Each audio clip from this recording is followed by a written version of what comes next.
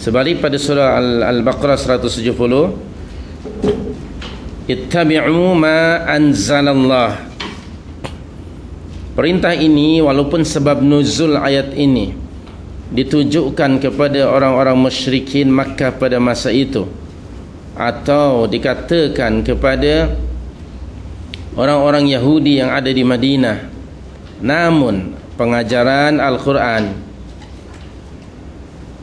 ia berlaku secara umum, tidak dilihat dari sebab nuzul ayat itu. Lebih-lebih lagi kalau kita melihat kalimat ittabi'u.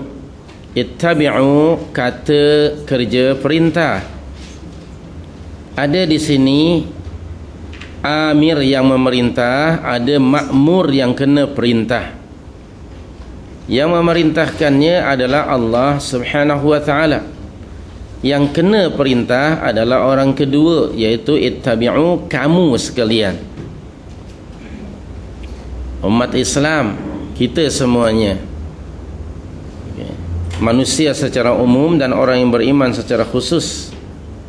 Kerana kalimah fi'lul amal ditujukan kepada orang yang kedua, tidak ada orang yang ketiga fi'lul amr tu. Dari amir kepada makmur, Allah yang memerintah, manusia yang kena perintah. Ittabi' kalau seorang, kerana ini ittabi'u ada wawul jam'i, maknanya menunjukkan semua, seluruh manusia umumnya dan orang mukminin secara khusus diperintah oleh Allah untuk berittiba'. Apa yang patut diikuti? Ma anzalallah,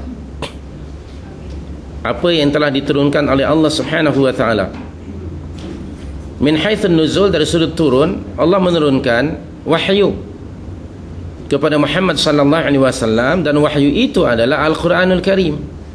Jadi maknanya ini perintah dari Allah untuk mengikut apa? Al-Quran. Wajib mengikuti Al-Quranul Karim. Ittabi'u ma anzalallah. Kerana kalau Rasul itu bukan diturunkan oleh Allah, tetapi disebut bi'athah. Bi'athah maknanya diangkat, dipilih untuk menjadi Rasul. Bi'athah, bi'athatur Rasul sallallahu alaihi wasallam. Maka di dalam surah yang ke-62 ayat yang kedua, Allah menyebut huwallazi ba'atha. Ba'atha, atau dalam kalimah yang lain disebut arsala. Di dalam surah 62 ayat yang kedua, Allah berfirman huwallazi ba'atha fil ummiyin.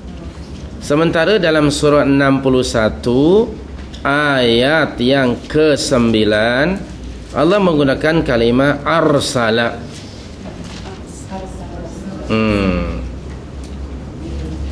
Huwallazi arsala rasulahu bil huda wa dinil haq. Jadi bi'athah maknanya membangkitkan, sementara arsala maknanya mengutus. Utusannya adalah Muhammad sallallahu alaihi wasallam. Apa perutusan dari Allah? Yaitu Al-Quran. Perutusan dari Allah ialah Al-Quran, the message-nya itu. Lalu yang dikenakan taklif, perintah untuk mengikuti Al-Quran, ialah manusia secara umum dan orang-orang yang beriman secara khusus. Kita selalu merujuk surah Al-Baqarah 185 dan Al-Baqarah ayat yang kedua. Dalam surah Al-Baqarah ayat 185, Allah berfirman bahawa Al-Quran itu ialah hudal linnasi secara umum, dan dalam ayat yang kedua hudal lil muttaqin secara khusus.